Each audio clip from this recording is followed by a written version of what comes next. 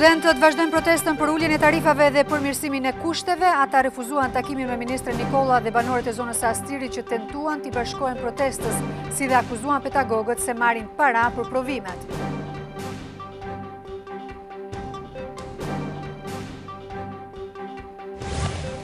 Ministri Gjiknuri kërkon verifikim nga Shtetet e Bashkuara për kompaninë e cila dyshohet se fitoi nëpërmjet falsifikimit tenderin për lotin e parë tunazës së madhe. Ai thotë se nëse falsifikimi provohet, kompanisë do t'i sekuestrohet garancia financiare. Vlera e shkeljeve që institucionet shtetërore kanë bërë me menaxhimin e fondeve publike arrin në 1 miliard euro në 9 muajt e parë të këtij viti. Sipas kontrollit të lartë të shtetit, rezulton se janë kallëzuar penalisht në këtë periudhë 98 zyrtarë.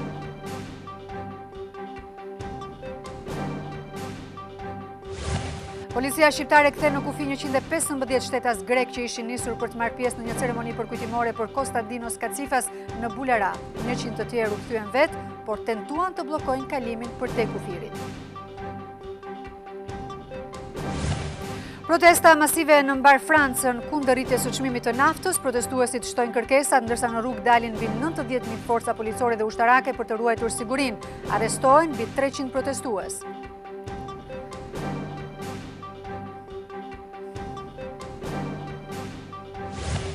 Kënga magjike mbërri në finale pas dy netëve spektakolare që kanë pasur jehone dhe jashtë vendit. Sonte kurorëzohen fituesit e edicionit të sajtë 20 në një mbrëmje që rezervon spektakël dhe do të transmetohet në ekranin e televizionit kombëtar Klan.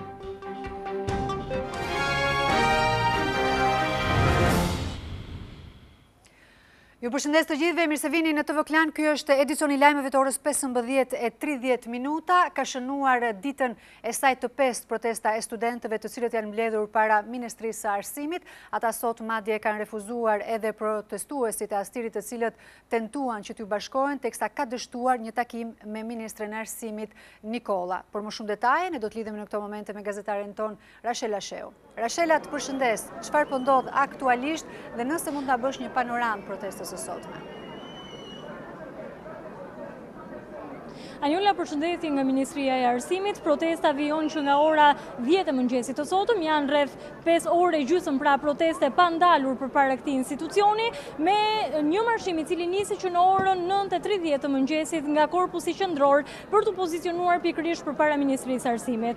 Ajo që mund thuhet është që studentët vijojnë të jenë të vendosur në lidhje me kërkesat e tyre të parashtruar ndaj Ministrisë së Arsimit.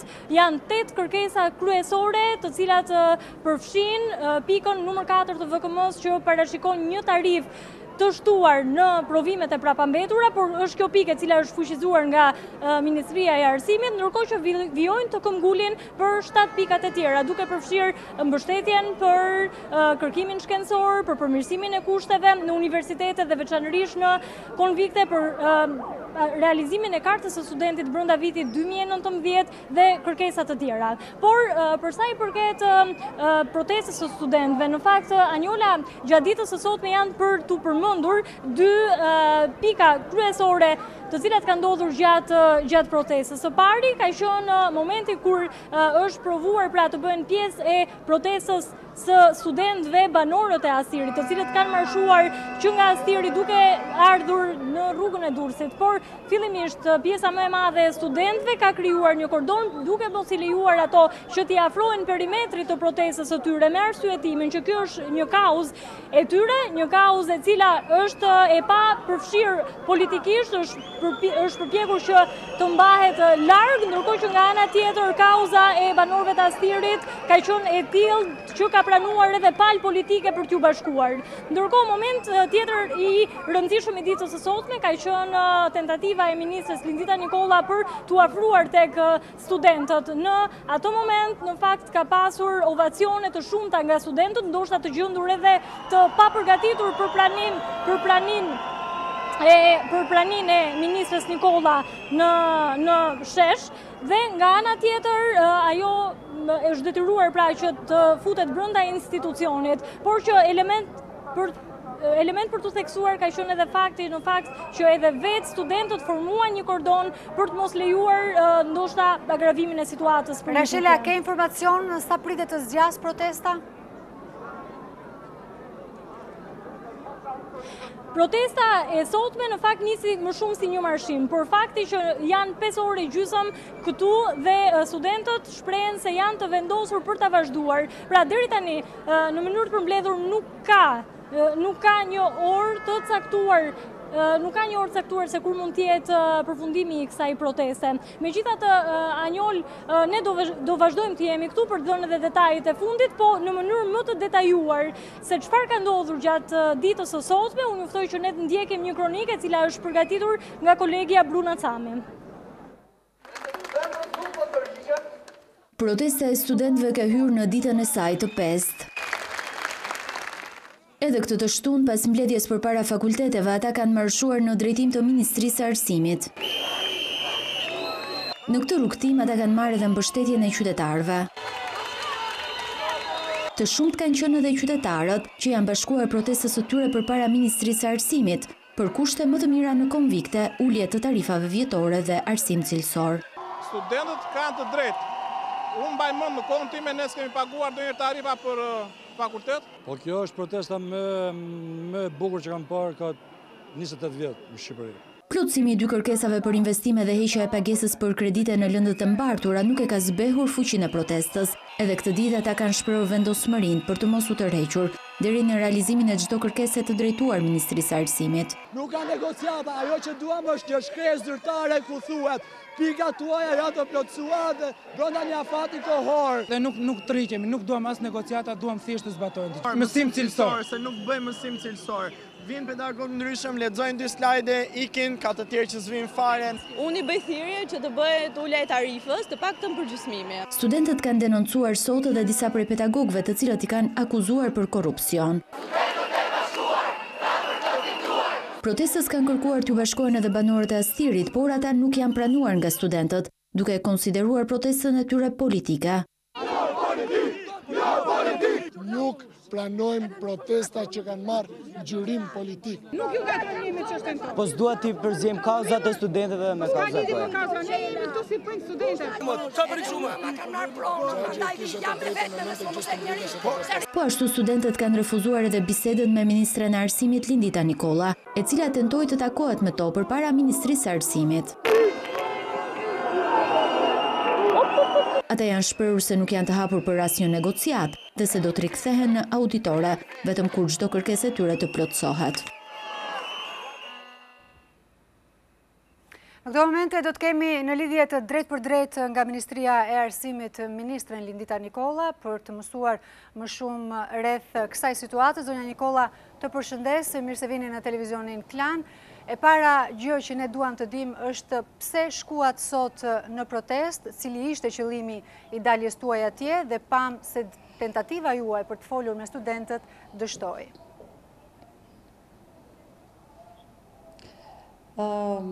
Përshëndetje dhe faleminderit edhe ju për lidhjen.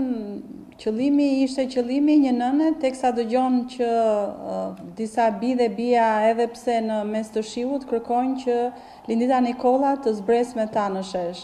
Zbrita për të dialoguar me ta, në momentin që e refuzuan dhe këtë dialog pasi e kërkuan, patjetër që u largova. Pra edhe njëherë nëna Lindita Nikola që dëgjon thirrjet e studentëve, sigurisht ministrja që mendon se gjithmonë studentët kanë të drejtë. Ju përgjigja thirrjes së studentëve për të dialoguar me ta qoftë edhe përpara tyre në shesh. Po për të dialoguar çfarë, zonja Nikola, cila është zgjidhja që ju propozoni? Se mbase studentët kanë një lloj frike se mund të mashtrohen. Zgjidhja që unë propozoj është pikërisht komunikimi dhe dialogu. Nuk kam bërë asnjë lloj kërkese për negociata, por vetëm dialog për të gjitha pikat që propozojnë studentët. Le të shërbëj kjo protestë si një katalizator i një kuvendimi midis gjithë aktorëve në jetën universitare për të folur mbi të vërtetat, për të marrë vendimet dhe më pas veprimet e duhura për realizimin e shumë prej shqetësimeve të studentëve.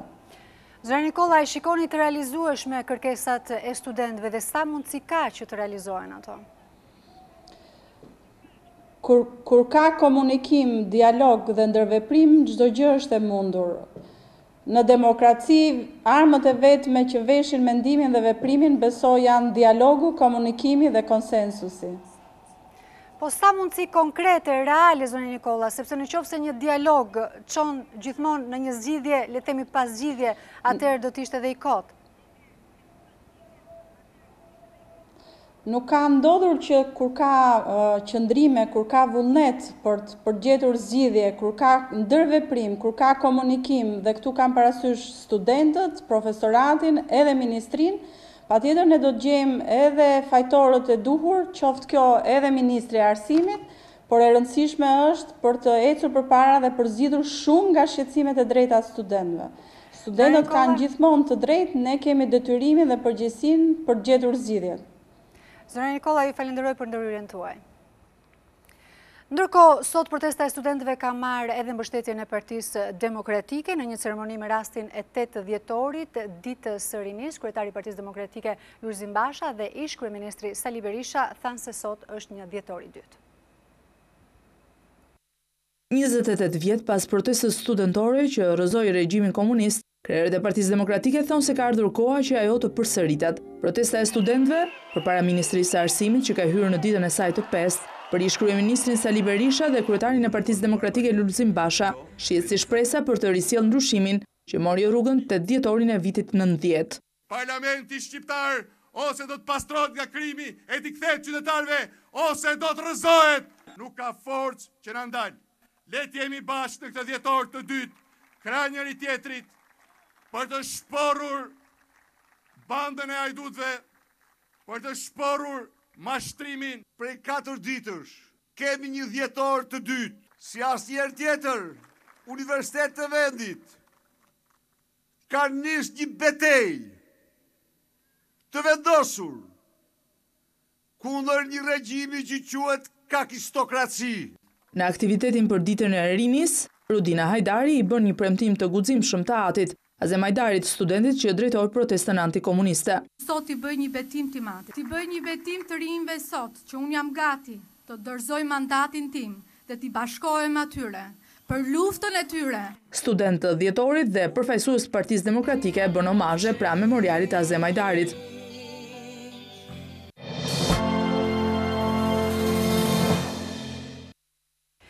Ministri i Infrastrukturës Damian Gjiknuri ka reaguar në lidhje me dyshimin se njëra nga kompanitë e cila ka fituar tenderin për ndërtimin e lotit të parë të Unazës së Madhe ka falsifikuar dokumentet. Gjiknuri tha se ka kërkuar verifikim në Shtetet e Bashkuara të Amerikës dhe nëse këto dyshime verifikohen, atëherë kompanisë do t'i hiqet kontrata, do t'i hiqet garancia financiare dhe gjithashtu do t'i referohet paradrejtësisë. Ministria e Infrastrukturës ju është drejtuar autoriteteve amerikane për të marrë informacion lidhur me kompaninë që ka fituar tenderin prej 18 milion eurosh për të ndërtuar lotin e parë të Unazës Madhe pranë sheshit Shqiponja, për të cilën ka dyshime se ka falsifikuar dokumentat. Ministri Damian Gjiknuri reagoi për herë të parë për lajmin në faqen e tij në Facebook, duke thënë se nëse falsifikimi do të provohet, kontrata me kompaninë DH Albania do të zgjidhet dhe asaj do t'i mbahet garancia e kontratës, e cila vlerësohet në 2.7 milion dollar. Unë si ministër jam drejtuar autoriteteve amerikane për verifikimin zyrtar të shqetësimit të bërë publik në media. Kompania në fjalë nuk ka marrë asnjë qindark nga buxheti i shtetit dhe garancia e saj financiare do të sekuestrohet, në rast se dokumentat e paraqitura prej tyre në garë nuk janë autentike. Në fillim javën e ardhshme presim përgjigjen e autoriteteve amerikane. Nëse përgjigja do të konfirmojë falsifikimin e dokumenteve nga kompania, atëherë pa diskutim do të reagojmë menjëherë me zgjidhjen e njëanshme të kontratës dhe referimin e rastit pranë organeve të drejtësisë. Ministri Gjiknuri ju është përgjigjur dhe akuzave të opozitës. Atyre që duan të bëjnë politik me Unazën e Re dhe kujtojnë se gjetën shtegun e revolucionit pasi u katandisën me 100 protestues profesionistë të Bashkisë Kamës nga mbrapa, u them kaq. Ndryshe nga ju që kur qeverisnit shisnit Shqipërinë me letra falso, sot autoritetet e shtetit po bëjnë detyrën. ARSH ka pezulluar projektin për lotin numër 1. Ndryshe nga ju që kur qeverisnit shisnit Shqipërinë me letra falso, sot autoritetet e shtetit po bëjnë detyrën. Gjiknuri thotë se në dallim me kohën kur në qeveri ishte opozita e sotme, autoritetet nuk i fshihen asnjë përgjegjësi shtetërore dhe as kanë gjë për të fshehur. Prokuroria e Tiranës ka nisur verifikimin edhe për zyrtarët të cilët kanë zhvilluar tenderin për lotin e parë të unazës së madhe, që ka të bëjë pikërisht me mbikalimin tek sheshi Shqiponja dhe që dyshohet se është fituar nëpërmjet falsifikimit të dokumentave. Në sit janë edhe veprimet e Këshillit Teknik, i cili ka miratuar projektin, dhe Komisioni i Vlerësimit të Ofertave.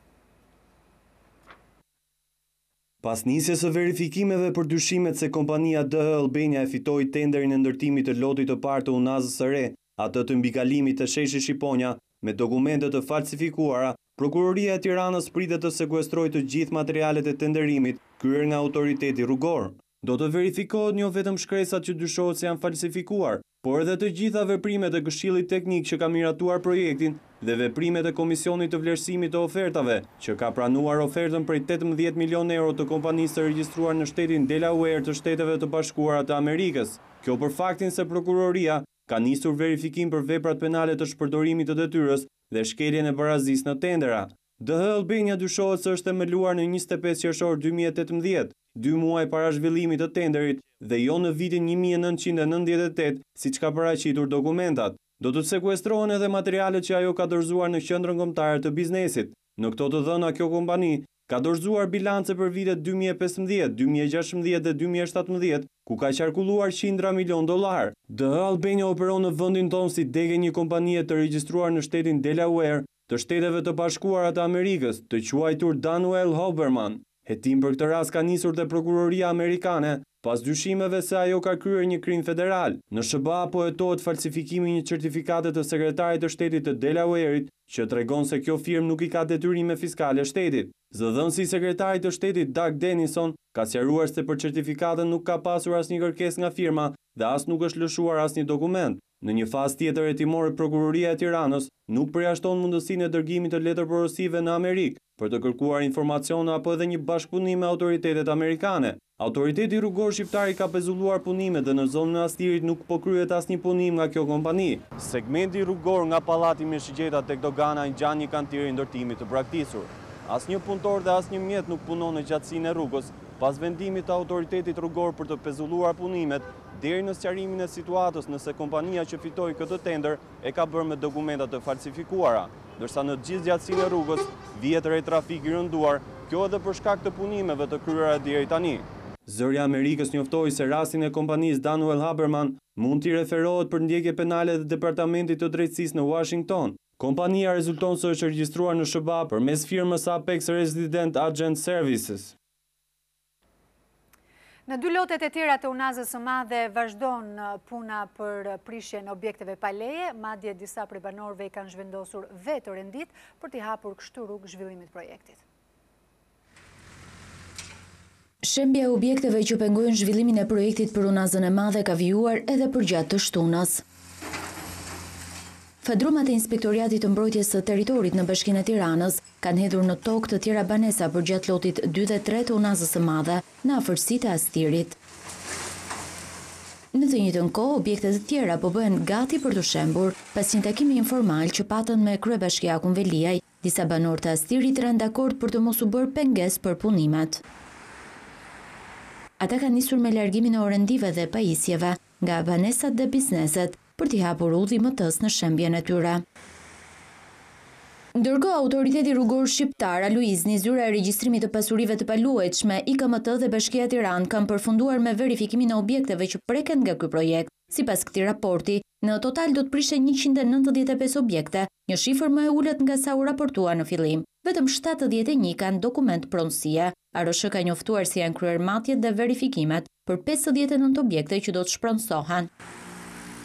Paralelisht po dialogohet edhe me ata qytetarë objektet e të cilëve preken pjesërisht nga projekti.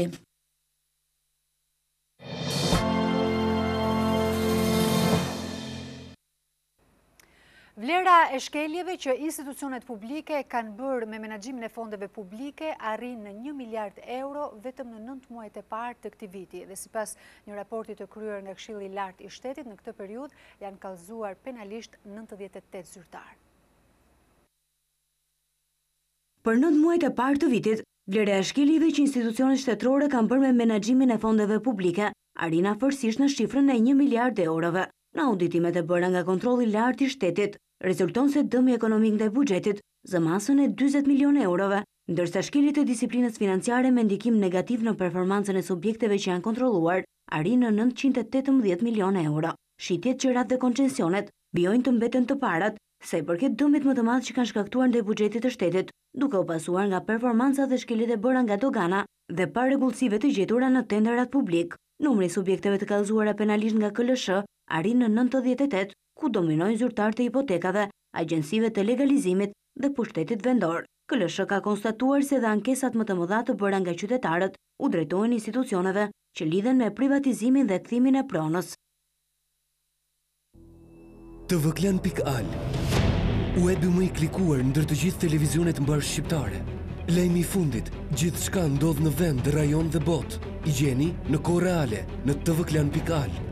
Informohu në lëvizje vetëm me një klikim në celularin tuaj, edhe në aplikacionin tvklan.al. Video dhe lajme për çdo emision, dhe të rejat apo sinopse të serialeve tona, vetëm në tvklan.al. Besueshmëri, shpejtësi, cilësi dhe interaktivitet. Klan, televizioni mbar shqiptar më i ndjekur. Mbi 115 shtetas grek janë kthyer sot mbrapsht në pikën kufitare të Kakavijës, pasi kërkonin që të merrnin pjesë në një ceremoni përkujtimore për Konstantinos Katsifas në Bulerat. Në fakt nuk mungoi tensioni në Kakavi, por ceremonia në Bulerat kaloi pa incidente. Mbi 115 shtetas grek, ndërta 3 gazetarë janë ndaluar në pikën kufitare të Kakavijës. Të gjithë ishin nisur të merrin pjesë në ceremoninë përkujtimore për Konstantinos Katsifën në Bularat, ku ai u vra në një shkëmbim zjarri me policinë shqiptare. Duke parë këtë situatë, mbi 100 grek të tjerë nuk kanë mundur të kalojnë kufirin. Më pas ata kanë krijuar një situatë në anën greke të kufirit, duke tentuar të kalojnë edhe me forcë, por që nuk janë lejuar. Ndërsa në rrugën Saran Gjirokastër është arrestuar një polic grek i cili mbante një pistolet pa leje. Marios Gogolas, 35 vjeç, ishte nisur për në fshatin Bularat. Gjithsesi ceremonia është zhvilluar pa probleme. E motra e Katsifës një moment ka shprehur të gjithë revoltën për atë që ka ndodhur. Më pas të gjithë pjesëmarrësit janë shpërndar paqësisht, teksa në Bularat zhvillohej ceremonia për Katsifën në qytetin e Gjirokastrës, u zhvillua një tubim për të kujtuar të gjithë shqiptarët e vrarë në Greqi.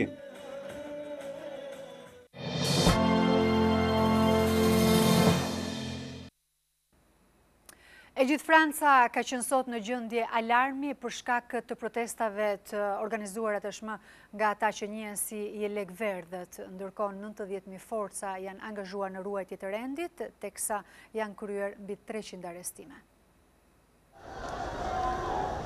Pavarësisht 8.000 forcave policore të shtuara në Paris, protesta e 4 të jelekëve të verdh kundër çmimit të karburantit degeneroi sërish në përleshje masive. Protestuesit nuk u ndalen nga prania e shtuar e policëve dhe autoblindave që kishin kthyer në barrikad kryeqytetin francez. Policia përdori gaz lotësiellës thuajse në të gjitha përplasjet me protestuesit. Të paktën 300 persona janë arrestuar, ndërsa numri të plagosurve dhe të aksuarve aktualisht është i pallogaritshëm. Shëtitoria kryesore e Parisit, Champs-Élysées, u bllokua nga të gjitha hyrjet. Muzet, qendrat kryesore turistike, tregtare dhe dyqanet janë mbyllur, ndërsa aktivitetet sportive janë anuluar, duke kthyer Parisin në një qytet fantazma. Në total rreth 90.000 forca policore zbarkuan në të gjithë Francën me urdhër të kryeministrit Edouard Philippe, pas lajmërimit të jelekëve të verdhë se nuk do të ndalin protestat. Qeveria franceze bëri një hap pas duke anuluar rritjen e çmimit të karburantit, por jelekët e verdhë kërkuan uljen e mëtejshme të tij që vetëm këtë vit është rritur me 23%. Protestuesit kërkojnë dorëheqjen e presidentit Emmanuel Macron, të cilin e akuzojnë se u ka bërë kostot e jetesës të papërballueshme. Italia është shokuar nga tragjedia e ndodhur në një nga diskotekat e Anconës, ku 6 persona humbën jetën dhe 100 të tjerë mbetën të plagosur si pasojë e shpërthimit panikut. Dhe shkak është bërë hedhja në ajër e një spray djegës, i cili më pas shkaktoi edhe reagimin e turmës. Këto janë momentet e panikut të shkaktuara brenda një diskoteke në Ancona, që përfundoi në tragjedi me të paktën 6 viktima dhe rreth 100 të lënduar, 12 prej tyre në gjendje kritike për jetën. Viktimat janë 5 adoleshentë të moshës 14 deri në 16 vjeç dhe një grua që kishte shoqëruar të bien në koncertin e këngëtarit Stefa e Basta. Shkaki i ngjarjes së rënd u bë një spray djegës që përdoret për vetmbrojtje, i hedhur nga një prej të pranishmëve. Situata degeneroi në çast në një shtypje masive me të rinjt që tentonin të dilnin nga diskoteka. Për një moment ndjem sikur diçka po digjej dhe rendëm të gjithë drejt daljes. Pam disa djem që ran për tokë të shtypur nga të tjerët që dilnin të terrorizuar. Ishte kjo dëshmia e njërit prej të rinjve brenda lokalit të natës. Autoritetet italiane urdhëruan bllokimin e diskotekës dhe nisën menjëherë hetimet. Përdorimi i sprajve djegës në Itali është një ngjarje jo e rrallë dhe e denoncuar shpesh nga mediat vendase për rrezikun që sjellin mes të rinjve.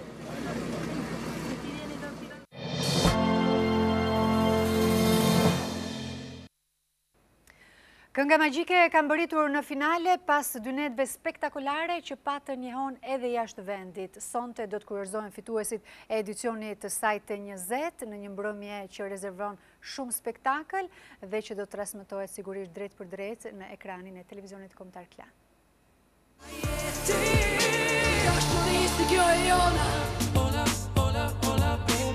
U këndua, u kërcye, madje dhe u qan nga emocionet e shumta. Por ardit Gjebrea le të kuptohet se nuk kemi parë asgjë akoma nga magjia e këtij edicioni të 20 të këngës magjike.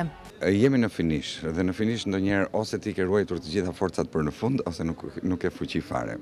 Ne kemi ruajtur të gjitha forcat për sot. Dhe pa diskutim që do të jetë një super spektakël, do të ketë shumë ritëm. Unë sonde do të këndoj, por nuk do të jem vetëm, do të jem në një duet që është shumë specifik dhe më pas do të ketë edhe një numër surprizë që për mua besoj do të jetë numri më emocionues si mbrëmjes, sepse profesionalisht ne kemi dhe Claudian e cila ka ruajtur dhe ajo armën e saj të fortë, një numër shumë të bukur, koreografik së bashku me balerinë të Kanalit 5.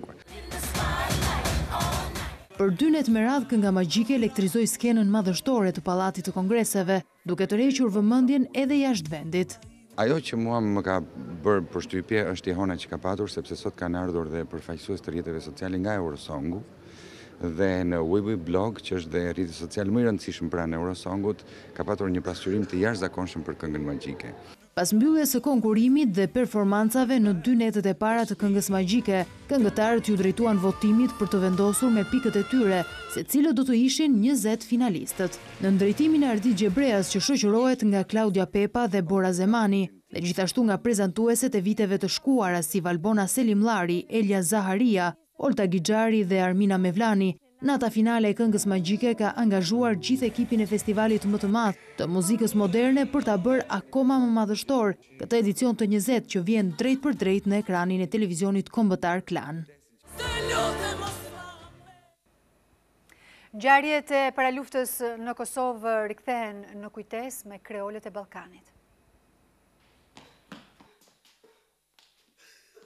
Dashuria, urrejtja, hakmarrja, lumturia dhe shpresa për një botë më të mirë, për një dhem më të dashur. Me këto ndjenja që shkojnë nga njëri ekstrem në tjetrin, Enver Petrovci sjell shfaqjen teatrale Kreolët e Ballkanit, e shkruar 10 vite para luftës në Kosovë, duke parashikuar sakt ngjarjet para dhe pas saj. Protagoniste në këtë dram, vajza e regjisorit Vanessa Petrovci. Ka qenë një ndër rolet e para që e kam dashur shumë.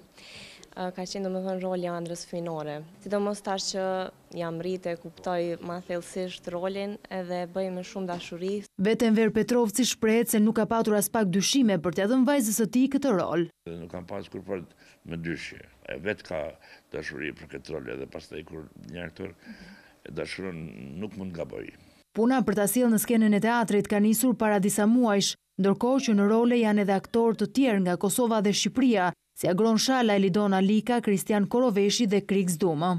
Kreolët e Ballkanit vjen premier në datat 8 dhe 9 dhjetor në orën 19 në teatrin kombëtar eksperimental Kujtim Spahivogli. Këtu kemi mbërritur në fund të këtij edicioni informativ. Faleminderit që na ndoqët.